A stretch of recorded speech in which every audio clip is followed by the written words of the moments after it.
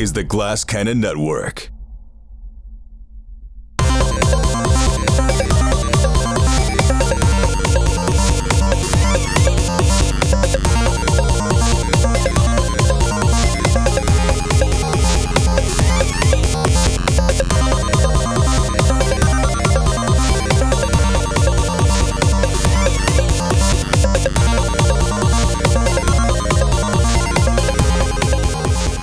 Good evening and welcome to the show. Do you guys remember the Challenger shuttle? Some of you are a little too young to remember the Challenger shuttle. You may have learned about it in history class, but it was a rocket ship with passengers that fucking exploded like minutes after takeoff. And it wasn't funny, Kate. It wasn't like, funny. We also, were all to be in grade fair school. to Kate, I've also never referred to it as a rocket ship filled with passengers. What are you, 12? I couldn't It was a think of space shuttle filled with astronauts. Space shuttle full of Elon astronauts. Musk and Jeff Bezos were on it. Passengers. I was trying to modernize it for today's audience so they understood. Modern. Now anybody can go to space. It was a rocket ship full of flying passengers. disc. So, I'm not 100% wrong here. It's getting to my point. So it was very traumatic. We all like stopped school and they wheeled in fucking TVs, little tube TVs. Let's watch the Challenger take off. Well, because there was also famously a teacher on board who was going to be leading classes, like lessons from space. A non-astronaut. A teacher. Well, no, she was an astronaut. She was trained as an astronaut, but she was a not pilot. Yeah. Kristen McAuliffe. Yes. Do you know why she was on there? She was a last-minute replacement. Do you know? I did know that. Who she replaced? No, I don't remember. No. Don't look it up. I'm not. Carmelo Anthony. Big Bird. Originally, Big Bird. Oh, Carol Spinney was supposed to be on the Challenger shuttle. It was going to be this whole thing, Big Bird going to fucking space, and he didn't fit. And they were like, let's get the school teacher. Like he didn't fit with the suit on? Yeah, he didn't fit with the suit on into the shuttle. Fit with the vibe. And so they were going to make the guy who puppeteers Big Bird wear the Big Bird suit as they flew They don't to want space. Carol Spinney to go to space. They want Big Bird. How much gas it probably costs to bring that big suit up there? We'll get back to that. Yes, Kate, I mean, you are right. It was a little bit of an odd delivery, but you are correct. She's right. You are right. I'm missing the point a little bit. But It doesn't, let's just say, it doesn't surprise me at all. Imagine how much gas would have been wasted if they had put Carol Spinney on that space shuttle. Luckily, they put that 85-pound school teacher on and said, the point is, if Big Bird was going to go on there and imagine the horror of all these children watching and just fucking feathers everywhere. I mean, it is horrifying. I mean, it was horrifying at the time. But I mean, it's not like it would have been worse. Death is terrible, but it's just, I read this little factoid the other day, and that may not be true, but Big Bird was supposed to be up there. Yes. I think it's not true. Is that, you think it's true? Is that? I mean, I watched a documentary on this whole thing. I can't believe they wouldn't mention I'm looking Big it Bird. up. Yeah, I just Googled Challenger Big Bird, and Google said, may seem like an unlikely passenger on a spacebound mission, but the puppeteer inside the yellow-feathered suit, Carol Spinney, had actually been invited to join the Challenger mission. And they replaced him with Kristen McAuliffe. And I don't think it wasn't like he had a birth and then they're like, cut Big Bird. I think it seems like what I'm reading here, they reached out and it was like, actually, I don't think it's going to work. I heard it was a suit issue. They couldn't fit the suit in. That's what Carol Spinney says. Yeah, that was Spinney Spin. It's a Spinney spin. Exactly. It's interesting to think what Sesame Street would do. Like, what's the pivot if that happens? Like, well, it's like when Mr. Hooper died. They would acknowledge it and teach you about they death. would face up to it. Yeah. That was a dark time. I think what happened is that someone wised up and realized that Big Bird can't fly. It's possible, Skin. Have we considered the possibility It's a that Big flightless Bird? bird. It would be Ridiculous. tantamount to. It's against nature. Have we considered the possibility that Big Bird did it? Whoa. A bitterness. Are you saying? Because he wasn't allowed to go. Yeah. Let me just get this straight, Matthew. You're saying your theory is that Big Bird sabotaged the Challenger mission? I think that's worse than me laughing, honestly, saying I would, that. Do you I would guys buy know? I would buy it if they had said that Oscar the Grouch couldn't go. Right. It's more of his nature. He would maybe do it. Or but Big Elmo. Bird, I To can't. Elmo's murder a real- ship full of astronauts is more of Oscar's. It's in his nature. What a grouch. Yeah, he's so Ship full grouchy. of I mean, passengers. Oscar, you're such a grouch. Do you guys know the image of the iceberg of conspiracy theories? And like at the top of it, the iceberg that's out of the water is like normal conspiracy theories. And then below the water, there's things like medieval found footage and like 9/11 was an accident. And just like a bunch of random things. But this would be on there. It would be like Big Bird blew up. Sabotage. The Challenger. I mean, what? all we're saying is he had motive. He had That's all we're motive. saying. there was motive. There He was had motive. means because he has an entire army of puppeteers and puppets at his disposal. Here's a quick question. Who looks more innocent than a Muppet? Yeah, you could have gotten right on there. All we have to do is establish opportunity, and we've convicted him. Now I know that everybody likes being real silly all the time and making fun of national tragedies, but I actually have an honest question. I want you to really, really, really think about it. If you personally were invited by Bezos to go on a ship that was going to go into orbit and land, so it was going to go into space and then come back down, would you go? Would you No. accept the ticket to space? Kate says no. Matthew, no. Those are two quick no's. Sydney. Free. Bezos? Well, a completely as safe as it can lizard get guy. rocket ship. Okay, because I'm Why not not NASA? Why Sure, can't- NASA. why- NASA astronaut. Doesn't matter. NASA? Oh, well, that's different. Oh, Yes. SpaceX? No. Okay. So NASA, who, by the way, buys a lot of their shit from SpaceX. NASA. We're Still also no. in charge Ships of in the space, Challenger. the contract. The point is not who flies. The point is who you think makes the safest rocket ship. Okay, Would you wait. still go? Because it's Okay. always never 100% safe. I'll go, but would they give me, like they give celebrities honorary doctorates, would they give me honorary astronaut? You are an certification? astronaut. If you go are. up into space on a, you're By you're an definition, you astronaut. are an astronaut. But you did also just, I believe, refer to yourself as a celebrity. That's what I heard. Would No, they, no. like they give other celebrities, would they give me an honorary astronaut degree? I meant akin to giving a celebrity a doctorate that they never earned. I'm like, me, can they just make me an astronaut because I go? But apparently that is how it works. You'd have so to yes. go through some training, I imagine. Skid, would you take a flight to an actual flight on a rocket like we have today? I really, really would want to, but at my age, I'm concerned. I also was reading about William Shatner's experience going into space, Yeah. and he was saying, like, he had this existential crisis. Yeah. He's like 90, like going up into space. It like ruined the end of his life, he said. It was like it was something like he said this. He had this realization. It's like, is this all there is? And it crushed him. And now he's just like super depressed, presumably until he dies. Deep. Sad. That's the reason why I wouldn't want to go. I didn't know that someone already experienced that. Like, not only do you have to like pass a fitness test and like do G-force training, like I don't want to do that. Maybe I'd pass the fitness test, but definitely not the G-force stuff. I'd probably pass out. And then once I get up there, I'm pretty sure I would freak out. And you're supposed to be like mentally sound to be an astronaut. So I'm disqualified.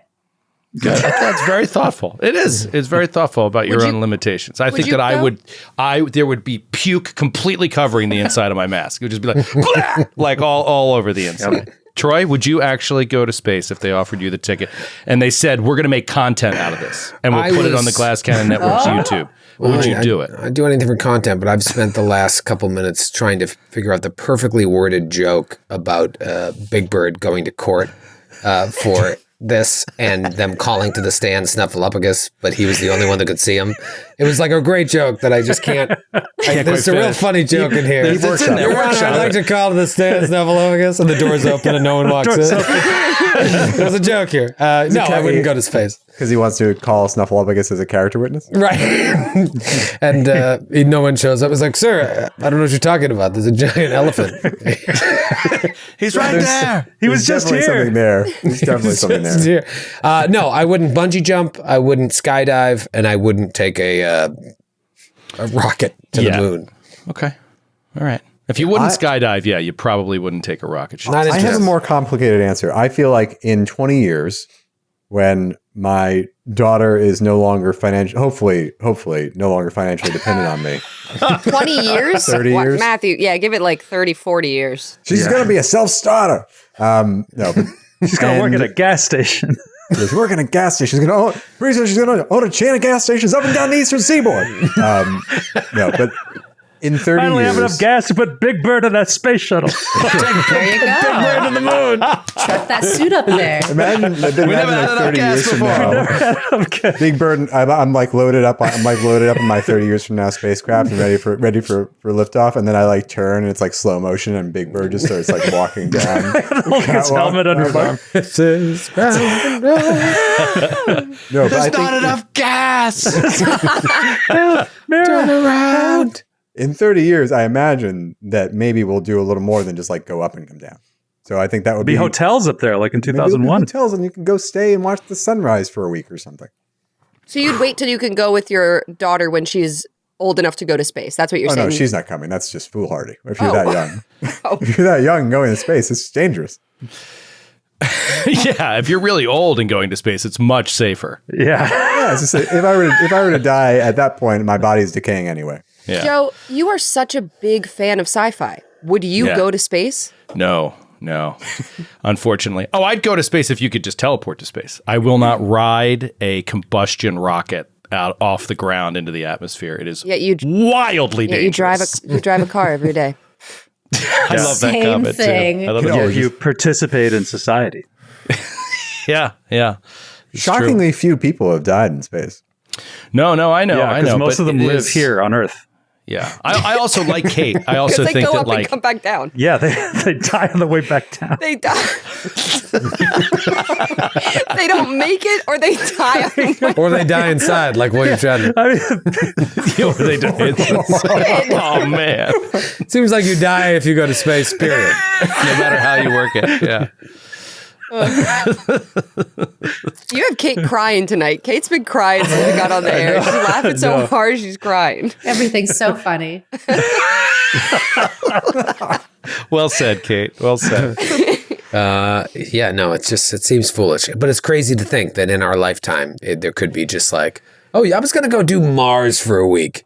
You know what I mean? Like, that's totally possible if just fucking regular old billionaires are building rockets. It's only a matter of time before we have interstellar vacations. Not Stellar interested. vacation? Oh man. that was the cool thing about For All Mankind, which I still haven't finished, was that because of the events of that series, the technological advance of the space race went much more quickly. And so, yeah, there were people like living up on the moon and like space station hotels and everything. That would be cool. Yeah. We could have done it. We could have done it if we just focused on that exclusively. But we focused on If other the Soviet things. Union had held up their end of the bargain, we could have done it. But Right. Just another thing to blame If those commie dogs we bastards sent to for. space did their friggin' jobs. I know. Should have sent a bird. Yep. A big can fly. bird, like a really big bird. Really It's funny. That's what was scrawled in blood on the side of the Challenger. when it took off. Should You should have sent them. There was room for my suit. I'm telling I you, would the have paid evidence for is the just gas. mounting. We're going to take this episode into space. Oh wow. Troy, did you We're get already plenty of there. sleep last night? Well rested? You watch. Did you work out This- today? This shuttle ain't going to blow up. This one's going to be...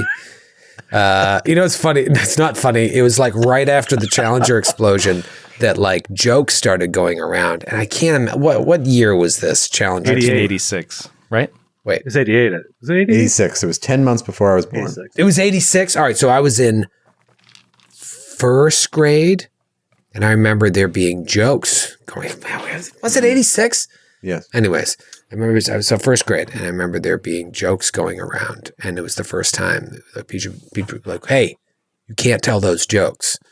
And I'd never really heard that before. And I remember the jokes. I will not say them until I after remember the one show. joke. Yeah. And I remember my friend Victor Carrillo, we were having an assembly about something else. And one of the vice principals got up on stage, and she was in tears. She announced what happened. And my friend Victor Carrillo laughed, and he got suspended for a week. Wow. Deservedly so. Yeah. What was the punchline that he laughed at? No, he laughed because the space shuttle exploded. Oh, I thought he was laughing at the principal crying. Well, there was probably a little spice in the stew, but I mean, he was fucked up. I was in third grade. That makes more sense. I was not alive. I started first grade in 84. Yeah, I wasn't live either. I was in second grade. I wasn't alive. Yeah, second grade. Because I remember the TV in the front of the room and everything and being like, what is happening here? I wasn't even in utero yet. No, you were a stain on your dad's mattress.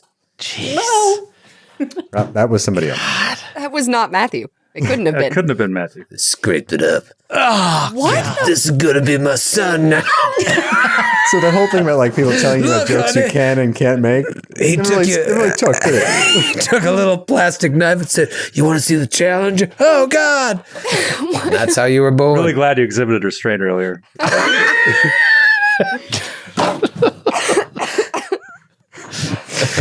You got to see it. That's the point. Last week. Sorry, go ahead. No, go ahead. I was just going to say, I think that we should be careful about all of these failure of the government jokes that we're making while Sydney is dressed like a Secret Service agent out for a jog. What was that? No, they have no Between idea. the hat and the things and then the thing on your hoodie looks like a throat mic. Like it's freaking me out. You really do look Big like Bird is in the roost. Repeat, Big Bird is in the roost. in the They're roost. catching No, on. they're that all it's Big laughing Bird. about the Big Bird Challenger thing. Nobody actually thinks it's real. Yeah, Big Bird. No, he's not on their radar. What'd you guys say? We're doing a fun show, right? Sydney would be the one in our group that actually works for the CIA. How dare you? I'm not a narc. No, but like no one would suspect you. They should hire me. Hey, if anybody in the chat is in the CIA, you guys should hire me. Look at that hairpin turn. I'm not a narc. If anyone's hiring me, I'd love a job. The pension. I'm not a narc, but I will be for money. For money. Oh, I didn't know you got paid to be a narc. I'll do that. You get health insurance for tattling? Sick. Well, you took a dinosaur to the moon in this story, in this game we're playing, and you made it all the way there, and you did it. And you broke into this prison, and you have been exploring it. You now have a bit of access. You spoke to the warden, I guess you could say. He's having a fight with his protege, who has a different idea of how the prison should be run. So the prison is split in two, literally, because there is a device that splits the prison in two to prevent breakouts. Did he ever discuss the elements of their disagreement? I don't remember. Like, did he just say we have different policies? Or Yavkef said that he believes in rehabilitation. That's right. Okay, so the other guy believes in... Arknar is apparently very torturous. Got it. He likes torture. That's his thing.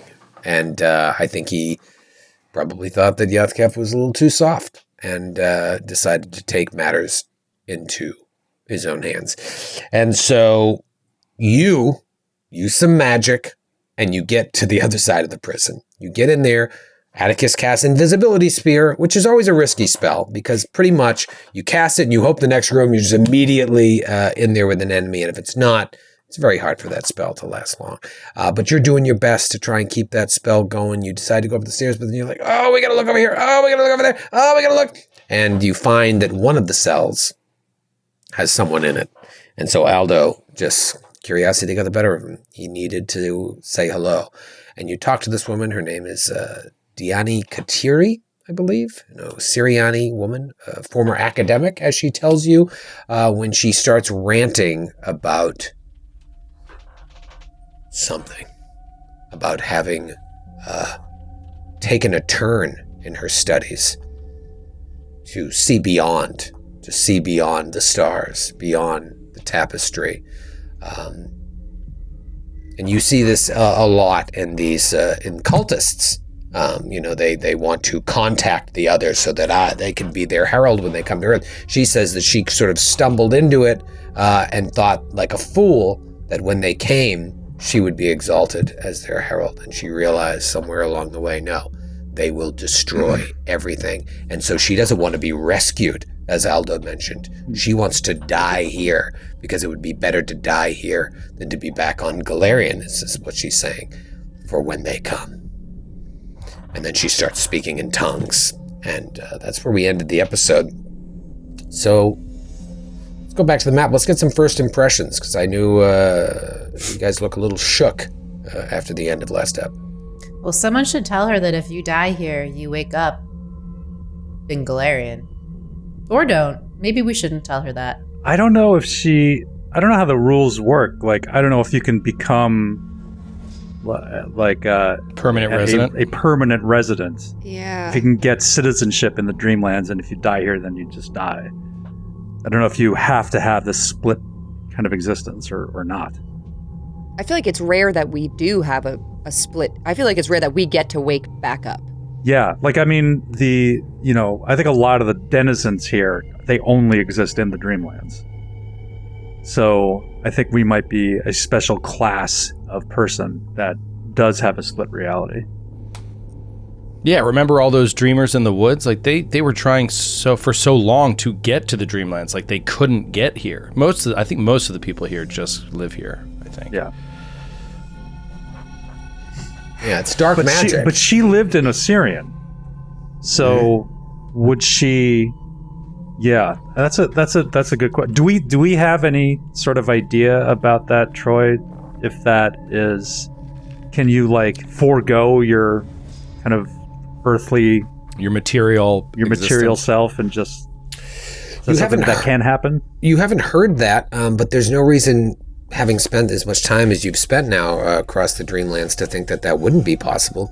You see these vice dens, like where you spoke to that night hag when you were trying to like figure out who the assassin was, and then you ended up having to assassinate her. Like there was a whole society there. What's to say that people don't come and like, oh, this is the place for me. I'm just going to stay here now. I'm going to stay asleep forever. It's so interesting too, because like Cthulhu is supposed to be sleeping himself. And it's just like, isn't there a thing that's just like this is where all of reality is like the dream of like one of the elder gods? And if he ever wakes, like it'll be shattered. Isn't that something? Is that a Lovecraftian thing? Sounds familiar. Something? It's definitely something, or it certainly could be an interpretation of it. Yeah. I mean, Aldo, you're talking to her. Do you want to talk to her more, or should we just? Yeah, she's like gibbering, and it's it's Azathoth. I knew Azathoth. it was. I was like really close in my mind. It's Azathoth. Okay, it's right. All of reality is believed to be Azathoth's dream, and we have to make sure that he stays asleep. Yeah, that's right. Blind idiot god. Right. Yeah. That's right. So yeah, she's gibbering, and Aldo's just going to say, "Look, I just came up here to make a silly joke, but you're clearly not in the mood, so I'm just going to," and I'm just kind of sidle away and try to rejoin the invisibility sphere while it lasts. Okay. As you're sidling away, you hear a voice coming from the north section of these cells, the section you haven't explored. It's like, "Quiet! Quiet! They'll come back! Shut your mouth!" Do we recognize the voice? No. Sounds like a woman, but don't recognize the voice. Okay, let's go up. Let's move. Ethel? Yeah. Can you move us all again? Go. Move us. We need to adjust our shape. Okay. There we go. There we go. Everybody's within 10 feet. All right, so we'll move up toward the north there, Troy. Okay. Once you get to the top corner there, you'll be able to see down if you want to slide up there. and you see another row of cells with one woman. That one's got a pawn. Yep. What is Meta. that thing? What's that? So what did we hear about the piper, the upstart piper above the cells? Is that what we? What was the line? Yeah, back in Boulder, which was a couple weeks ago now. Isn't that crazy? You heard. Has that upstart piper? Where the fuck is it? Has that upstart piper above the cell blocks attacked yet? So perhaps Yath Kef thought he was talking to one of the guards. Is the upstart piper Arknar. Arknar? Is that I just would like another name for assume. Arknar? Yeah, that's what Sounds like it. It's kind of what you get, unless one of his Alright. minions is a piper. Where are the stairs, Troy? The stairs are right. I should reveal more here. Right to the right of Suki. To the right of Suki. Oh, there we go. Oh, Ah, There's stairs right there here. we go. I just saw them. All right. We're gonna go up the stairs. Yeah, we're ignoring this woman in a cell. Shut up! Suki, it was unnecessary. Be Quiet. busy! Quiet. Suki, All why right, you we'll head gotta be so upstairs. rude? Ethel in the lead with Pepsi at his side. Trusty Pepsi. is like Pepsi is like with me. I like Ethel's like shaking out his arms for battle, and he's got his warhammer in one hand, the scimitar in the other, and he looks to his side as if he was going to be his companion. And it's a snake that once tried to ride an arrow. And did successfally. Anything's possible. About a in 45-pound dream. snake that rode an arrow fired from a short bow. It's a dream. it was all a dream. A horrible, horrible dream. All right, so you guys are just gonna deal with her later and go upstairs and try and Yeah. preserve some of this invisibility sphere. Preserve some of our dignity. Perhaps some of that as well. All right. All right, are we going to take it to the other? John? John? Take it to the John. Let's go to a new map. Take it to the bridge. New John? Ooh. Oh no. There are doubles of us. There's our other selves Oh no. are in the western breach. See, there is another flesh warp witch here. Say hi. What'd I tell you? All right, so you are there. Let's reveal the room, and then we'll talk about it. The room and its Kisses, then we talk. a denizen. Oh, my. Whoa. Somebody Goodness. needs a jump.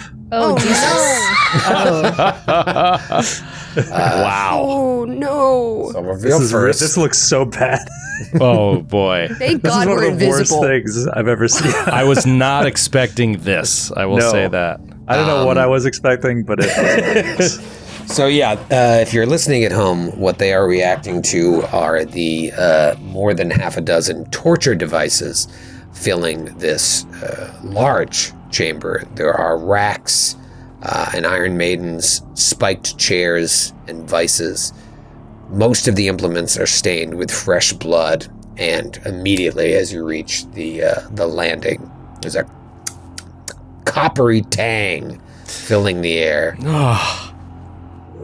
You see double doors standing in an alcove near the staircase, as well as in the south and west walls. And speaking of the west wall, the whole wall is dominated by a large apparatus that has like conical brass horns, fluted pipes that are piercing into the ceiling, and oily tubes snaking from the apparatus to every single one of the torture devices. And coming from that machine is this odd, low wailing hum that sounds like a faraway scream that's just constant. It's like...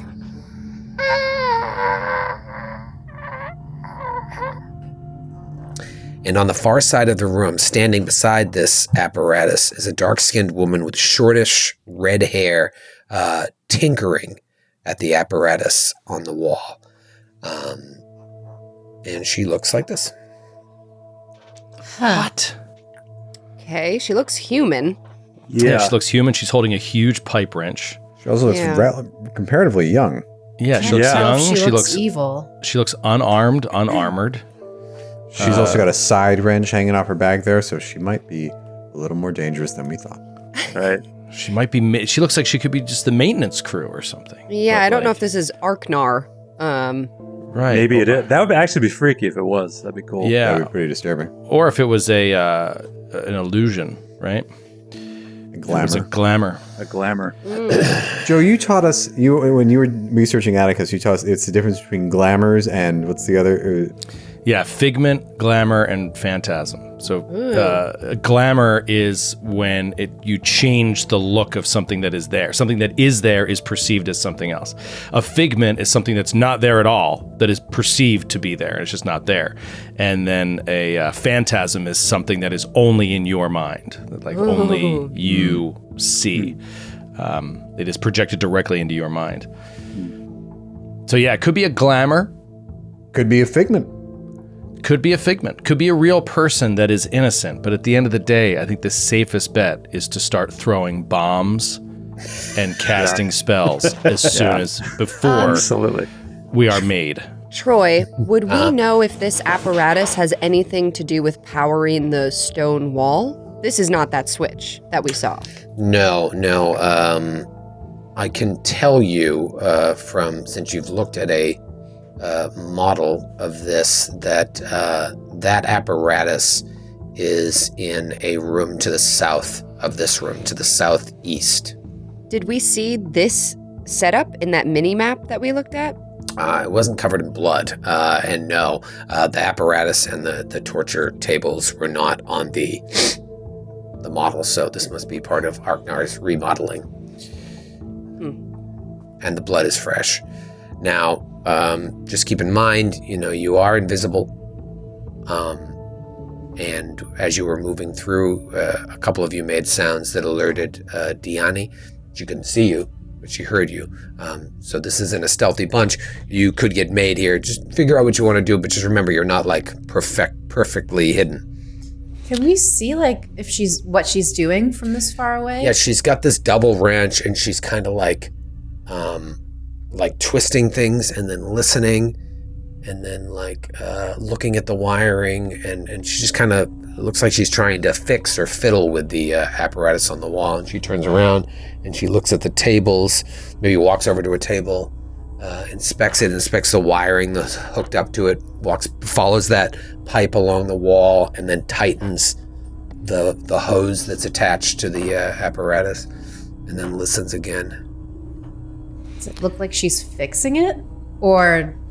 That's the sense you get, yeah. Can I do a seek action if she comes closer to one of the tables, just to see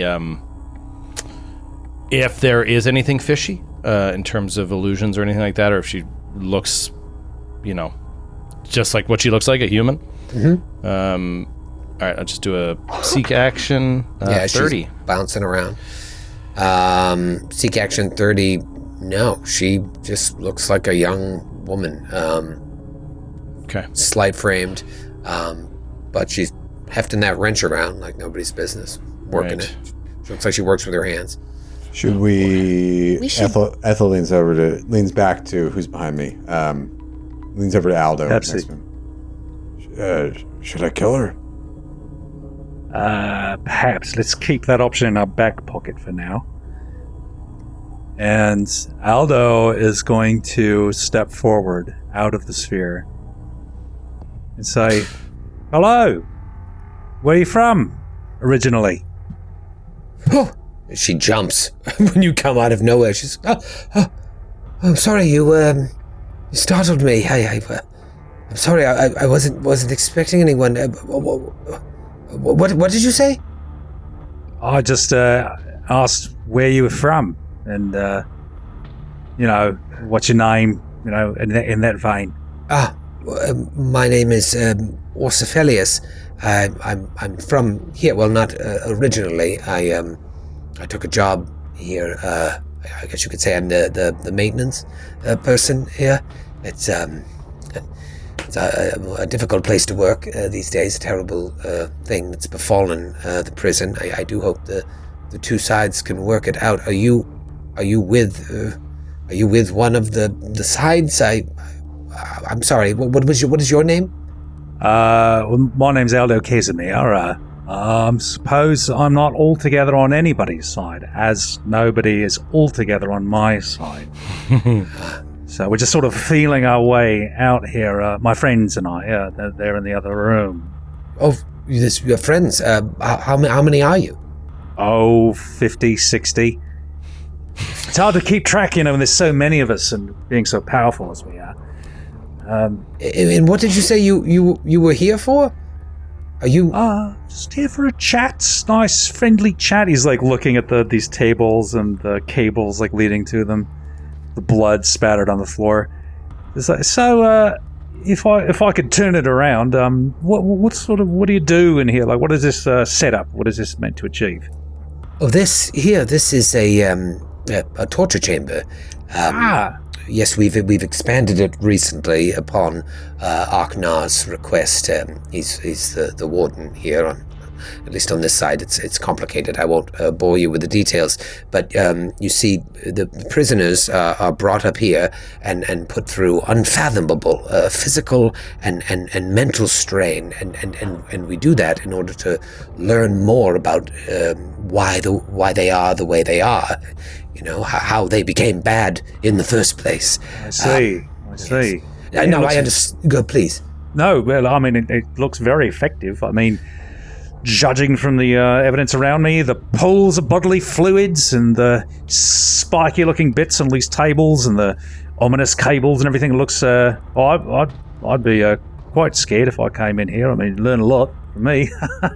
Not that I'm inviting you to try. I don't want you to try it or anything. No, it's just for the prisoners, and I understand torture can be a bit of a divisive subject, but it is fascinating, isn't it? It is, for sure. And so you work here, it doesn't sound like you're that enthusiastic about working here, though. Am I picking up on something? No, I do take pride in my work, and in fact, this is my latest creation here that I'm working on. And I bet you haven't seen anything like it from wherever you're from. You see, it's a device. You might be surprised. Well, you tell me, because I'd certainly like to know more. This just came to me as we were experimenting. See, this device, it captures the cries and screams of those that are tortured to death in this room. It then recycles them into an endless cacophony of death screams. In fact, if you listen closely, you can still hear the young man from the other day. In fact, he looked almost like you in a way. His name was Alaric. Yes. And he tries to not reveal any emotion on his face, hearing that now familiar name. Suki clenches. Suki instinctively reaches for an arrow and clenches her bow and draws it in the invisibility sphere and is just holding it at this woman. Yeah, and Aldo, he probably knows that Suki might be reacting this way, so he's preparing himself for a missile to fly past him into this woman. Good. Well, apart from sort of ripping off the plot of Monsters Inc., there's seems like you've committed any number of crimes against sentience here. Sort of shuffling along this row of machines, getting a little closer. And she says, no, there were no crimes committed. No, not at all. In fact, this was a gift to learn more about this young man in particular. You see, he was very sick in the other world, so he chose to heal himself in ours. And he chose to come here. He submitted himself willingly to this treatment. Suki steps out of the circle. She cannot take this. Bow drawn, and she says, "He would never do that." And she looks at you and doesn't flinch, and she says, "Oh, but he did." No, you're lying. He came here not to this prison, but to the dimension of dreams, to try and heal himself from the sickness that he faced in your world. But he was an innocent, and this world is not for the innocent. He was corrupted, and he made mistakes, and he was punished for those mistakes and brought here. I'm sure Yathkep would try to rehabilitate him, but there's so much more to learn from pain. And as she says that, Suki and Ethel roll a perception check. Natural 3. 20. So got a natural 3. Oh, 20. Jeez. 19. Guys. Hero? Guys. Hero point? A 19, it's not bad. Okay. 19's good. It's not great, because neither of you notice the beds reaching out to grab at you. Oh my God. Roll for It's initiative. deathbed, the bed that eats. What? Wait, there's people. There's people on the beds. No, the beds themselves are reaching out to grab you. Oh, cool. Did you mean Aldo and Suki? Aldo and Suki, yeah. No, All right, not for the roll. Suki, Aldo. you need to step out of the jam. Yeah. Um, It was okay. Ethel and Suki rolled a perception check. Not Aldo. Aldo's perception isn't high enough. Oh, okay. So But I that- mean, but it's not reaching out for Ethel. It's reaching out for Aldo. It's reaching out for Aldo and Suki, yeah. Got it. Okay. You guys roll a perception check and we'll take a quick, not a perception check, well, yes, roll a perception, it's your initiative, and we'll take a quick break.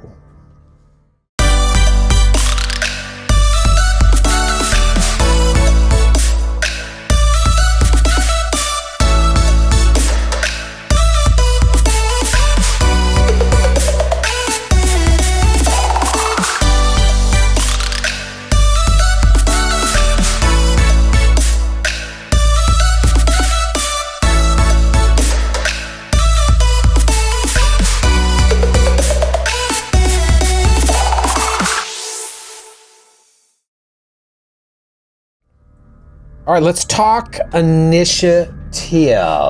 Aldo. Aldo got a gentleman's 30. Gentleman's 30. Aldo. Okay. Atticus. Atticus got a richer gentleman's 31. Oh. Also, I want to thank Tyler from the Boulder Show. Gave me this. Look at this gorgeous crystalline D20. Ooh, Nice. Yeah, it's very pretty. Thank you, Tyler. That rolled my initiative. It's awesome. Thank you, Tyler. Eris. 26. 26. Ethel. Do you want me to roll again, or should I be using my previous perception as my initiative? No, that perception is for something else. That's to notice these beds moving. Okay, that's like, watch out! This is higher than a natural 3, so it ends up being a 33. Oh, Larry yeah. Bird. Suki. a 32. 32 for Suki. Okay, wow, we got some good rolls here. Yeah, for real. We're bringing it. All right, let's resolve this bed situation first. So, basically, the implements that are on the beds reach out to strike Aldo, and another bed reaches out to strike Suki. So let's resolve these first. With my new dice, this one will be against Suki. Suki, that is going to be a 29. Yeah, that hits me. Okay, a couple things are going to happen. First thing that's going to happen is that you are going to take some damage to the tune of, not bad, 18 points of piercing damage. And then the implement grabs you. And it grabs you and starts like squeezing you, kind of like the straps are squeezing you and pulling you towards the table. So you are, in fact, grabbed. Give yourself a grab, John. And then the same thing will happen to Skid. It reaches out. Oh, boy. That might be, well, I don't know. That might be, it's close to a critical. 41 to hit. Yeah, that's critical. Right. It's not a named bed, thankfully. However, okay. That's going to be 36 points of damage because it's a critical. Oh my God. And you two are just grabbed by this implement. And so both you and Suki are restrained and grabbed by this bed. And then we go into round 1, and it is Ethel's turn. Okay. Ethel is going to just make a beeline for... I'm probably going to incur attacks opportunities from these beds, but you know what? So I'll go the long way. I'm going to go down... Take the long way home.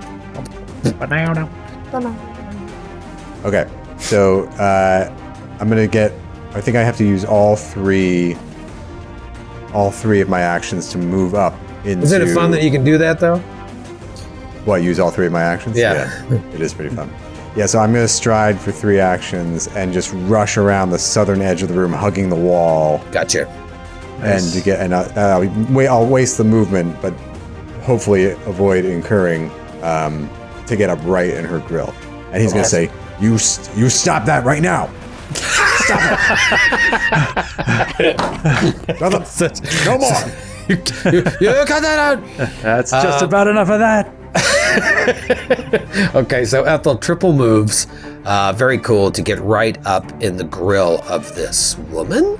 Suki, you are grabbed. Here are your options. You can try to do shit while grabbed, but you take the penalties from the grab condition. You can also attempt to escape. You could attempt to escape multiple times, but each time is an action. Yeah, and if I attempt to shoot, my penalty is that I have to first roll a DC 5 flat check, right? And if I fail that check, then I lose my action. Is that what restrained is? Yeah, immobilized. It's just, you're just grabbed, right? Yeah, grabbed is... immobilized. It gives you the immobilized condition. Yeah, so it basically says if you attempt to manipulate action while grabbed, you must succeed a DC 5 flat check or it's lost. So I assume if I try to shoot my bow and arrow, I do the DC flat check, right? No, it does not have the manipulate action. Or the manipulate trait, striking. So I actually don't take any negatives to shoot my bow and arrow right now. I'm just flat-footed, so my AC is affected. Yeah, you're just flat. I guess you're just flat-footed. It affects your AC. And you can't move. You can't move, and this thing is squeezing you, so you don't know what other type of damage it may do. But yeah, you are free to attack. You know what? I will. You also don't know if you have the strength to escape too. It feels pretty tight, so that's the risk. Yeah, you know what? I'm just gonna. She was ready to shoot the bow and arrow, and I think she lets it loose anyway. So I'm gonna try to shoot her with my new composite longbow, my striking. And I have the arrows, which are penetrating. Penetrating. Thank you. Penetrating arrows. All right, here we go. Penetrate her with your arrows. That's Kate. That's a 27 to hit. 27 to hit. You see her just deftly move to the side. It hits off her device. My God. Shit. She's wearing no armor. All right, I'm gonna attempt to break out of the grapple then. Okay, that's going to be the escape action. You athletics. All right, so you're doing a acrobatics or athletics check, or your attack modifier, whatever's highest. Okay, they're actually all the same. So that's +2. 29. No shit. Okay, Yeah. you escape. Oh, nice. Yay! Okay, so then with my final action, I am going to move away from those tables. And now I am at the back of the room, looking basically directly in a straight line towards this woman who I want to kill so badly. So badly. Okay, all right, so you step all the way to the back. Very cool. Okay, it is Atticus's turn. Atticus is going to stressfully move up to the top of the steps and to the wall. At this point, the invisibility sphere kind of fades away, and he moves up to that wall. He's going to go stressfully reach into his belt pouch and draw out a wand, and then he is going to take cover against the wall. He's going to go back up against the wall to stay out of line of sight, or anyway, increases AC from anything trying to attack him from the other side of that wall. Okay, so slides up to the wall and takes cover, just in case there is any Just in case action. these tables can strike out 10 feet, I'm not sure. Okay, boobity boobity boo. Then it moves to her turn. Just adjust a couple things here. All right, so let me just look something up while you guys talk amongst yourselves. What do you guys want What to was talk about? I going to say? Don't shoot penetrating ammunition anymore. Unless. Why? Do you know what it does? No. It shoots in a 60-foot line and hits every target in the line. It is a level 12 item. I'm gonna go collect that arrow. I think you just wasted it. No, I'm gonna go collect it. It didn't hit anything. I'm just gonna go grab it. Each arrow is 400 gold pieces.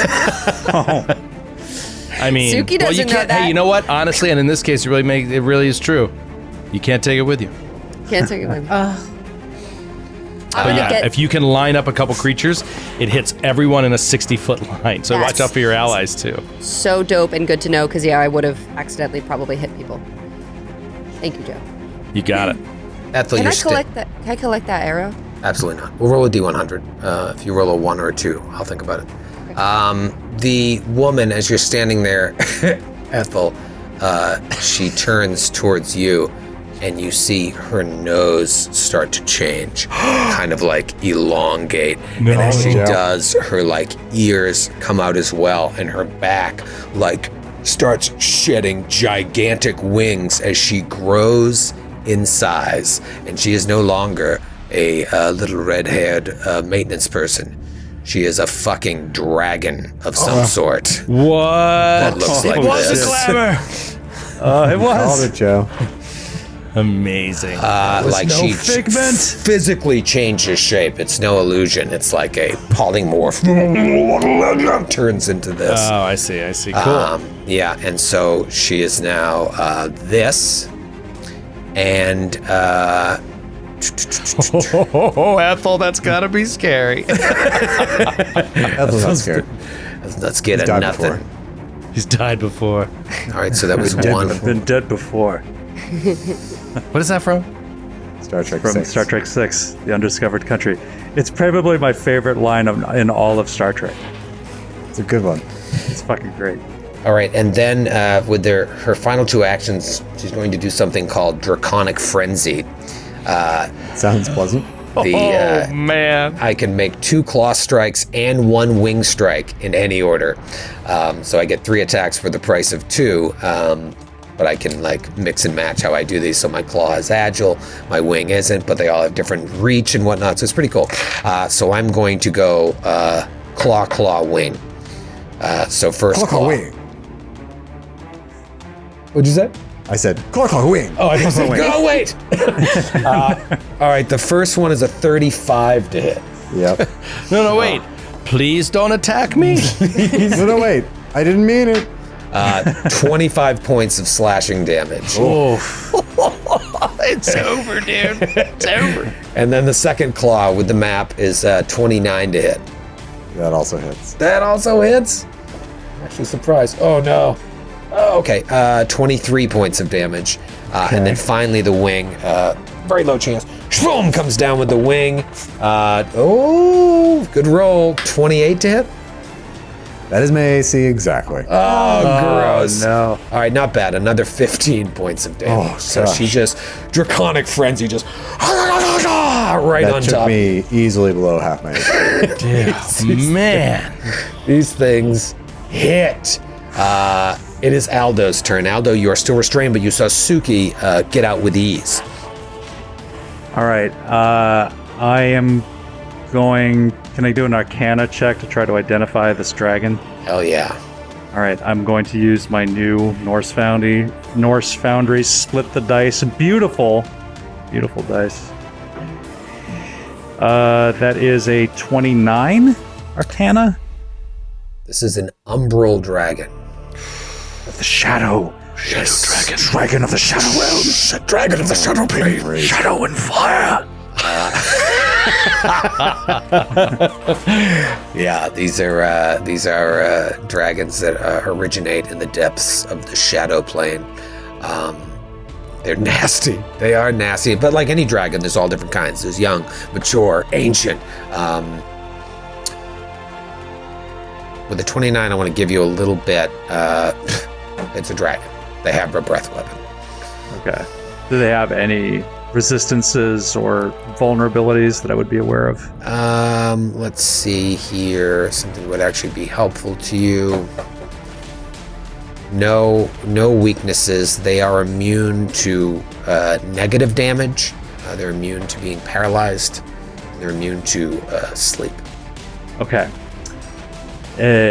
With this in mind, Aldo pulls from his trusty bandolier a swirling vial, and he tosses a bomb. God damn it. Oh, you son of a... I hate our virtual thing. All right, he's going to throw a blight bomb. Oh, It's a actually, blight no. He's going to throw the bottle of lightning. He's going to throw a bottle of lightning at the creature. That is a 29. It's a miss. Oh. All right. All right, they take 4 splash damage. Okay. All right. All right. I'm not going to be in a lot of use in this fight then. No, none of us are. It's, None of us. it's All like right, so 3 levels higher than us, baby. I guess I'm going to try to extricate myself. It's an athletics check? Yeah, athletics, acrobatics, or your attack bonus, whatever you prefer. None of this is... So you rolled rocks, right? You rolled high, didn't you? Yeah, I'm not... Oh, boy. I'm just going to throw... Shit! Man, I don't know! All right, I'll try to extricate myself, even though I won't. I don't. Okay. All right. One thing I forgot to do, which we'll do now. Everybody, roll a will save. Not fair. After she changed. Great. Everything's great. Oh no. 27? 27 for Skid. Okay. 27 I'm sorry, what was it? also. Will save. 27 Everyone? for Eris. Uh-huh. Ridiculous.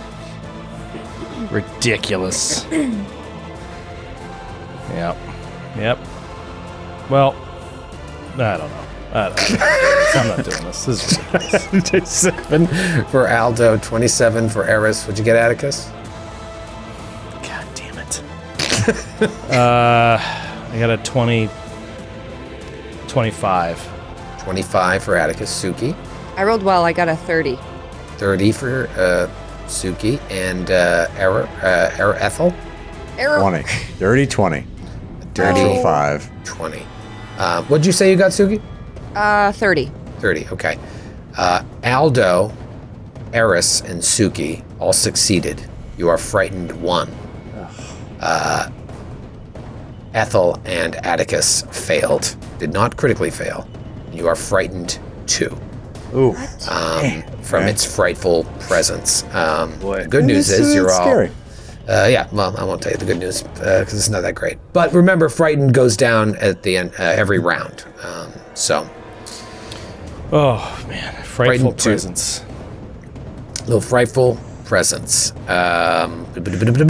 Okay, now we will finish out the round with Eris. Eris, you've watched your buddies go after this thing, and they don't seem to be doing damage. Now you know that Ethel bravely just ran right in, has not taken a strike yet. You hope that Ethel can lay down some metal, but in the meantime, your buddies are struggling, and Aldo is still trapped. All right. Here's what I would like to do. I want to use 2 actions to move, so I can move 50 feet. Hopefully up to, like, this area. Well, not Okay. hopefully. I know I can move up to that area, but So I to the was hoping. south again, like hugging the wall. Yeah, and I was hoping to like position myself to where like whatever this thing is right here, jutting from the wall, Whatever torture device is That's like yeah. somehow have like cover from it. So I make it all the way up there, and I wanted to get within 30 feet of this creature so that I could cast Needle of Vengeance on it. And as I cast, I reach out my chicken hand. Here we go. Reach out my chicken hand, and I'm like, you leave Ethel alone. So anytime, well, actually roll a will save to see if what happens. Okay, I'll allow it. Just look at something here. Enchantment, Hex, Mental Witch. Okay, will save. My Umbral Dragon. It's going to be a Gentleman's 37. I mean, it's just so comical. It's just. Well, Dragon all right. fights should feel like dragon fights. Yeah. This one definitely does, and will, since we'll be doing it for the next 4 weeks. That's true. God, so yeah, That it is just says 100% true. Buckle in, viewers and listeners. Viewers. it just says basic will save. It doesn't have listed on it like if it's a critical or whatever. I'm just assuming if you get the will save, If it's a nothing critical, happens. no, if it's basic, that means No effect. no effect if Yeah. I crit, which it sounds like I did. And that's a Cool. crit. So I get the feeling. Oh yeah. So I get the feeling that didn't do anything. Yeah. Yeah, no. Damn. But you have a little bit of cover near that tiny spiked chair. Cool. Wow. That was really demeaning. I mean, Yeah. It was condescending, is what it was. didn't care for that. All right, top of round 2. The first thing that happens is the table next to Ethel goes to strike out at him. I mean, so it's the Shadow Dragon and 10 tables is what we have to fight. Yeah. That's what you're telling. 8 tables. That's what you're telling me.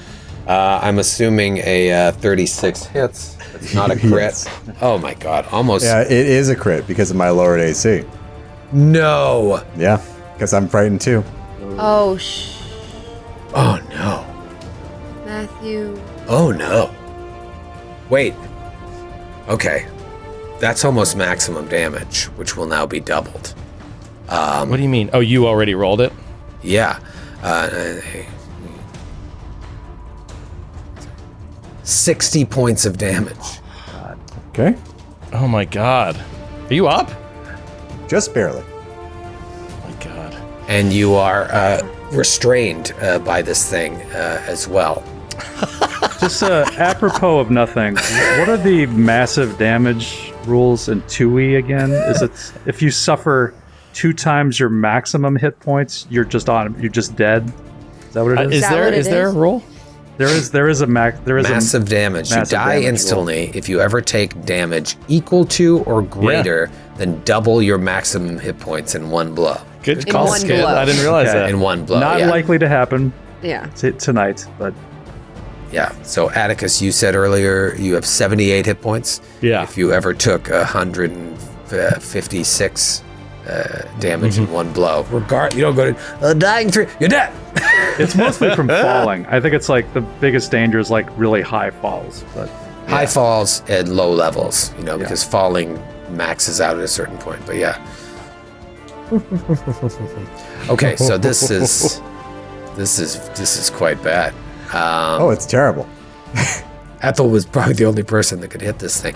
But in my experience, like dragons they're never easy. They should feel they're horrible, and that's the way they should feel. But this is real tricky. It is Ethel's turn. Okay, because of the restrained condition, I can't take attack action, any actions with the attack property. So I'm going to attempt to escape. Was it athletics? Wait, then how did Suki get hers off? She escaped. No, she she- didn't. she What are you talking attacked about? first. I Grabbed? fired first. Yeah. What are You're you talking looking at about? grabbed? I'm looking at restrained. You said I was restrained. I'm sorry, it's the grabbed condition, not restrained. It's the grabbed condition. Yeah, I was using the word restrained, and I shouldn't because that's an actual condition. It's Yeah, restrained is incredibly bad news bears. Yeah, you're immobilized. You can't move. You can't take anything except you can't do anything except try to escape. I should have said you're hugged. You're hugged hard. Hugged hard is not a condition. Hard hug. Oh, the table's friendly. All right. Get over here, you son of a gun. The table gives you a 60-point noogie. I'm gonna record your screams. Record your screams. Ethel is very close to death. Very close to death. We'll have to call you Deathel. You could call me Deathel in a little bit. Can I just explain something? We're in the Dreamlands, right? You die, you don't really die, or do you? After talking to Looney Tune McGee downstairs and hearing that Alaric, Suki's, whatever, it's something going on here. You die here. Oh, sure. Maybe you come back. How the hell do you get back to the moon? Yeah, I mean, this is what I've been thinking. This is very meta, and it's a very terrible thing to say. And I shouldn't say it, but I'm going to say it because I don't give a shit. Because I would say it if we were playing at home, which is, it doesn't make any sense. Like, the situation that we're in, something is going to have to happen outside of anything the way it's happened before. Because if we TPK in here and we wake up, the story cannot advance. So, like, they have to have something else planned for us. Yeah, there has to be some other Yeah. contingency in place. And we're like, okay, walk down the staircase back into the moon prison. It's like, I mean, somehow. maybe that is it. And that's not that outlandish. But I feel like something else is going to happen if we die here. That's my sort of meta guess. Yeah, because it seems like this seems at least a strong possibility at this point. So Exactly. And it just this doesn't feel like trying to get an artifact, right? Like, we need the only entity that knows where to go next. So, yeah. There's also no other. It appears that there's no other exit or entrance into this room, from what I'm looking at, right? Like, Well, we can't tell from this map and Troy's Fog of War. It is impossible to discern there is. door Troy's from Fog of wall. War. Troy said there's doors. There's double There are doors. I will ping is them. this a door? This isn't. That is a door. Yeah, the doors are not super clear, and I believe this is a door here. Oh, really? I'd Behind have to go, Suki? Yeah, I'm not. I'll look while Matthew's thinking. I know the one down here in the alcove is. In fact, I think this is one here as well. I'm not sure. Wow. I'll tell you. it's in a second. little like narrower smokes. than. I have to go back to like the original maps because I can't tell from. I don't need to think. I know what I'm doing. Just I'm buying myself time. First action. Okay. Healing gloves. Oh, Okay. Activate the healing gloves. Does that won't require a manipulate action? Let's look. Are you just wearing them and you just activate them? It doesn't require manipulate. An interact action. Okay. It doesn't say you have to roll a flat check for interact. It just says manipulate. So. manipulate. Manipulate is like fumbling for your keys. Yeah. I rolled on 2d6. I rolled a 6 and a 1. However, that is something. Okay. Second action. Healer's gloves. It's called. Healer's gloves. Yeah, those are my white gloves that I wear. That's fine. Second action, I'm going to break free. Athletics check. Yes, if that's better than your acrobatics or your BAB. It is better than my acrobatics. Does that have the attack trait? Does that suffer from the map penalty? Matthew, you can try to attack again. I mean, you can try to break free No, I again. got a don't. natural. No, I don't need to do it again. I rolled a natural 20, but I was debating whether or not to attack with the scimitar or escape first. I could have vorpaled No, it. you can't say stuff like that. You could have vorpaled it. Oh Okay. Oh my god. This is the Well, second time. I assume I break free with a natural 20. You do. You do. Do it again! With Do great- it again! Wow. Oh man. God, that would have been so cool. Oh man. That is so painful. Why would it's you painful say looking at your that? face. Your face looks like it's in so much physical I was agony. in my brain, I was like, I could just attack first and then escape. What's the difference? It's like fighting a Dark Souls boss 90 times and getting it down to one hit away and then just like shitting your pants and losing. Okay. The calculus is just like it's just so crushing. The calculus is changing for me just just because I feel so terrible. All right, but you know what? I gotta do it. I gotta stick to my original plan. My original plan was to take one swing with the scimitar for my third action, while the rest of you try to get me out of this. And I'm gonna hope for that natural 20. Well, good luck. I mean, I'm not following. You have escaped. I've escaped. I've used 2 actions. Right. So why don't you get out of there? Because It's gonna have an attack of opportunity, and it's gonna hit me, and then what's the point? Whereas if I can get this natural 20 and I have a hero point, I could feasibly kill this thing. yeah. Okay. Of course, the thing has to fail a fortitude save, which is unlikely. But let's not go there right now. So to be clear here, your plan is to attack it, and maybe if you don't even hit, to hero point again, just to see if you get that natural 20. Yes. Okay. And an update on the doors. I was correct. There are 3 doors here to the north, in the alcove, and then behind Suki. This is driving me insane right now. Okay. All right. I'm rolling my my brand new Norse Foundry. Look at that. Cat's eye. Purple cat's eye. Changes in the light. Oh. I'm using my hero point. So is it natty 19? I mean, it's so funny to use the hero point going for a natural 20. And just- if you get this... I mean, how epic would it be if I get this? goddamn hero! Oh, yeah. I mean, what happened? Natural 14. All right. So I'm hoping that still hits. It's a 31 to hit. 31 to hit with a natural 14 is a hit. Okay. Okay, at least. Okay. All right. All right. 11 points of damage. Okay. And 11. that is Ethel's turn. Wait. right. One more thing happens. I'm a little less frightened. Oh. A little less frightened. All right, amazing. Now it is Suki's turn. Okay. Oh wait, can I talk to? I apologize. Go ahead, talk to it. I was gonna say, what's the guy's name who we're looking for? Now, all I can think of now is the pipe. Arknar. Arknar, the Yellow King. By any chance, are you Arknar? I said, No. Like dragon voice. Okay, cool. She said her name was Orsophelius. That might be her name. I didn't believe her. Stamas. Suki's wondering from Skids what Aldo yelled out about it. Is this target a fiend? Would they be considered a fiend? You don't think so, and your Skid, you rolled high enough to give you a lot of information, but it makes up for all the years that I didn't give you any information. Not a That one fiend. time. It is a shadow dragon. Damn. Well, all right. It's a shadow dragon. It's a shadow dragon.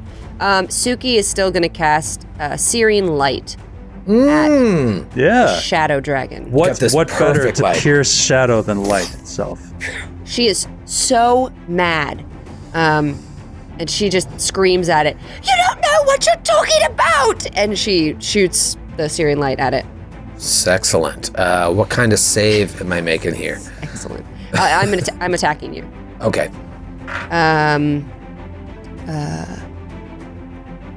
That's a 31 to hit. It's a hit. That is a hit. Oh, my Oh, wait, did you also just roll a 31? He Yeah. did. We are rolling the same. We both rolled that natural 3. So weird. All right. Twinsies. And I believe you. Twinsies. And that's 5d6. No save, right? I'm thinking of, I think 1E was like, no, I No guess it was save. an attack. 5, 6. 17 points of fire damage. 17, Oh, wait, plus. What's my plus? Nothing. 17 points of fire damage. 17 points of fire damage. That's it, right? They're not weak to fire, right? And they're Searing not- Light does have a save, right? Yes. Yes. What? Yes. Yes, you shoot a blazing light ray of light tinged with holy energy, make a ranged spell attack. It does 5d6 fire damage. If the target is a fiend, you deal an extra 5d6. Critical success and success. Oh, sorry. It's not a No. save. That's your attack. Oh, Yeah. if you had attacked with a Right. critical, it takes full double fire damage plus double good. That's cool. Okay. No, you're good, Suki. Sorry. So it was 17 total? Yeah. Okay. And you don't have this heightened? Oh, wait. What did Do you I? prep it as? No, I don't. You got to heighten this. Like can't. next time. Like Oh, I you could, you but can I- cast it as a level 5 spell now. I mean, it would be 96. I can't because I use my level 5 spell to get you guys through the wall. No, I'm saying for future reference. Like, Yeah. This is a good spell to prep as level 5. That's true. Maybe I should just keep it slotted as 5. That was a Juicy bit of damage. sick burn there, though. You rolled and well, then- and you got a. I'm gonna bust through the doors backward. You're going through the doors backward Uh-huh. while in the middle of a fight with a shadow dragon. Also, I mean, maybe wise to beat a fast retreat. Great. We'll see you next week. oh my god. Oh my god. Oh man, what is in that room? You know you can't just say things for fun, right? Like you can't just say whatever you feel like. What's the point of role playing then? Words have consequences. Words have consequences. Words mean things. Oh man. Searing light. See ya. See ya.